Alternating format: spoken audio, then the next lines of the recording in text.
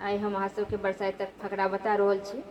एना तऽ अपने सब कथा सुनैत हेबै तऽ बुझले हेतै अपना सबके बरसाइतमे एकटा कथा होइ छै जे नवकनिया रहै छथिन, हुनका हाथमे केचुआ रहै छनि आओर कथा सुनलाके बाद ओ उड़ीदक बरके फेंकै छथिन 7 बेर पाछाँ 7 बेर आगाँ आओर कहै छथिन जे अपन बर लिअ आ हमर मर दिअ, अपन बर लिअ हमर मर दिअ।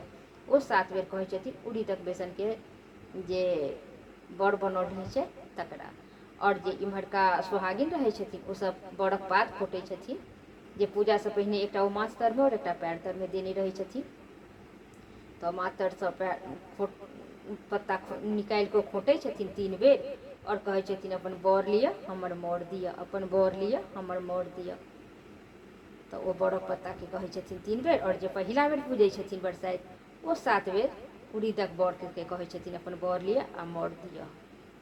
तऽ ई छलै अपना सबके बरसाइतक फकरा, बर लिअ आ मर दिअ।